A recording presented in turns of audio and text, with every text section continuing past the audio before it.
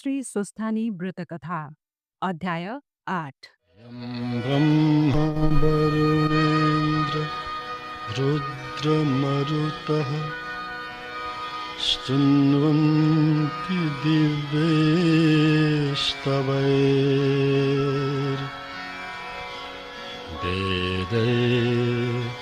साङ्गपदक्रमोपनिषदैर्गायन्ति यं सामगाः।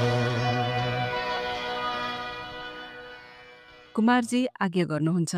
हे अगस्त्य मुनि, विष्णु भगवान सङ्ग्रामबाट अन्तर्ध्यान भएपछि बाँकी बचेका देवता, यक्ष, गन्धर्व, किन्नर र दैत्य सबैले हाहाकार गर्दै परस्परमा कुरा गर्न लागे। अब दक्ष प्रजापतिको प्राण रहन्न, किनकि नारायण जस्ताको सुदर्शन चक्र मिथ्या भयो। जुन चक्रले विष्णु खडा हुँदा स्वयं शिव पनि टिक्न सक्दैनथे, त्यस्ता नारायण पनि भागे। अब हाम्रो क्षुद्र पराक्रमले के होला? अब आफ्नो प्राण रक्षा गर्नु नै उचित हो भन्दै 10 दिशातिर भागे। यसरी सबैजना आफ्नो जीवन बचाई भागेको देखि वीरभद्रले नागले झैं निश्वास फेरी वर्षाकालको मेघ गर्जे झैं गर्जे तत्काल दक्षको टुप्पी समाती भूमिमा ढलाई बोध गराए। हे पापिष्ट दक्ष, तैले महादेवको अनेक निन्दा गरिस्, आफ्नी छोरीको हत्या गरिस्। त जस्तो पापी यस संसारमा खोजेर पनि पाइन्न। त्यो बौला हो, उसलाई नडाके मलाई के होला भनी त्रिलोकका ईश्वरको निन्दा गरिथिस्। अब यस बखतमा तेरा रक्षक ज्वाइँहरू कता गए? तिनीहरूको सहायता मागी आफ्नो प्राण बचा। तेरो यज्ञ बिना शङ्कर नै पुरा गराउन्। अब तँलाई पनि यही यज्ञमा होम्न सके हामीलाई सन्तोष होला भनी अनेक तरहले बोध गराई दक्ष प्रजापतिको शिर काटेर अग्निकुण्डमा होमिदिए। यस प्रकारले दुष्ट संहार गरेको देखि नन्दी, भृङ्गी, षष्ठी, योगिनी, भूत, प्रेत, विषम ज्वर र महाकाली आदिले प्रसन्न भए। शिवनिन्दक दक्ष प्रजापतिको नाश गर्यो। धन्य धन्य वीरबल, तिमी समान वीर यस संसारमा हुन दुर्लभ छ भनी स्तुति गरे। त्यसपछि दक्ष प्रजापतिकी स्त्री बिरणीले आफ्ना पतिको शिर यज्ञ कुण्डमा होमिदिएको देखेर अत्यन्तै अधैर्य भई ठूलो हावा चल्दा केराको थाम ढले झैं पृथ्वीमा ढली मूर्छा परिन्। केही बेरमा चेष्टा आयो र शोक गर्न थालिन्। हे नाथ, मलाई यस अवस्थामा अनाथ तुल्याई कता गयो?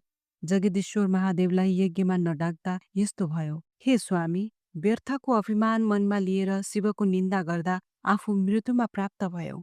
मेरो यो गति भयो भने अनेक प्रकारले शोक गरेर वीरभद्रसित प्रार्थना गरिन्। हे ईश्वर, मेरा पति दक्ष प्रजापति अज्ञानी, मूढ र अभिमानी पनि हुन्। तिनलाई कुनै चेष्टा पनि थिएन। त्यस्ता मूढको नाश गरी हजुरको के कृति होला? मलाई विधवा नतुल्याई स्वामी वरदान दिनुहोस्। हे वीर, आफ्नो सृष्टि आफैले संहार गर्नु अनुचित हो। सृष्टि स्थिति संहार गर्ने महारुद्र पनि तिमी, महादेव पनि तिमी, आदि मध्य अन्त्य नभएका ब्रह्मा, विष्णु, शिव जे भने पनि तिमी नै हौ। हे भक्तवत्सल, मेरो मुख हेरी मेरा स्वामीको सबै अपराध क्षमा गरेर जीवन दान दिई मलाई सौभाग्यवती बनाउनुहोस्। यस्तो स्तुति गरेको इन्द्रादि देवताहरूले सुनि आकाशबाट पुष्पवृष्टि गरी हे वीरभद्र, दक्ष प्रजापतिलाई जीवनदान दिई बिरणीलाई सन्तोष दिनुहोस् भनी आकाशवाणी गरे। देवताहरूले त्यस्तो आग्रह गरेको र बिरणीको चिन्तित अनुहार देखेर मनमा करुणा उत्पन्न भयो र बिरणीतर्फ हेरी वीरभद्रले भने, हे बिरणि, तिम्रो स्तुतिले म प्रसन्न भएँ र म तिमीलाई स्वामी वर दिन्छु। तर तिम्रो स्वामीको शिर मैले अघि नै अग्निकुण्डमा होमिसकेँ। यस यज्ञमा बलि दिएको बोकाको शिर जोरेर जीवित पारिदिन्छु, किनकि दक्षले जगदीश्वरको साह्रै निन्दा गर्यो। अत यो पशु हो, त्यसैले पशुकै टाउको जोडिदिन्छु। यस्तो वीरभद्रको वचन सुनि बिरणीले हुन्छ भनी अञ्जली जोरी उभिरहन्। अनि वीरभद्रले यज्ञशालाबाट बोकाको टाउको मगाई पछिल्तिर मुख फर्काएर जोरी दक्ष प्रजापतिलाई बिउताइदिए। दक्ष प्रजापति जीवित भएपछि बिरणीले मनमा सन्तोष मानी छागमुख अर्थात् बोकाको टाउको भएका स्वामीसहित वीरभद्र र महाकालीलाई दण्डवत प्रणाम गरी आफ्नो घर गए। यता वीरभद्र र महाकाली पनि देवता, यक्ष, गन्धर्व, किन्नर आदिको संहार गरे। दक्षको यज्ञ विध्वंस पारी नन्दी, भृङ्गी, षष्ठी, योगिनी, भूत, प्रेत, प्रमथ गण समेत त्यहाँबाट अन्तर्ध्यान भई कैलाशमा पुगी शिवजीलाई दण्डवत प्रणाम गरेर, हे ईश्वर, हजुरको आज्ञा अनुसार दक्षको यज्ञ विध्वंस पारी देवता, यक्ष, गन्धर्व र उसका समस्त रक्षक मारी दक्षको शिर छुट्याई अग्निकुण्डमा होमिसकेपछि उसकी स्त्री बिरणीले आफ्ना स्वामी मरेको देखि साह्रै दिनभावले विलाप गर्न लागिन्।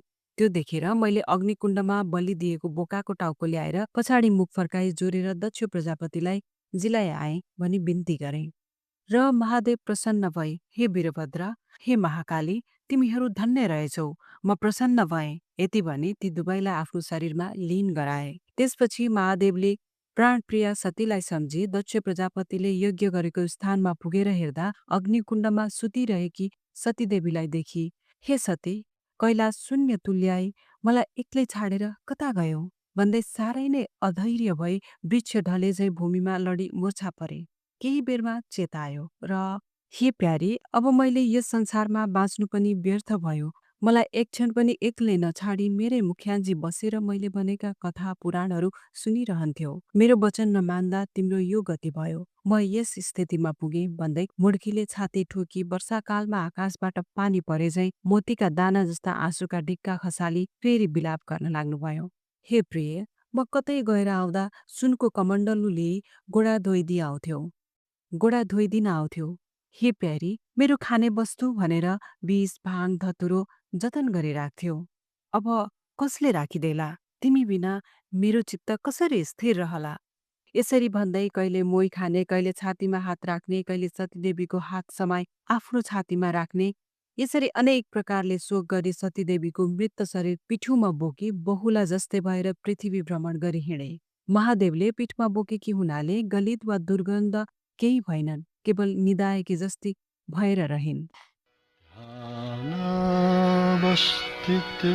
ध्यानावस्थिततद्गतेन मनसा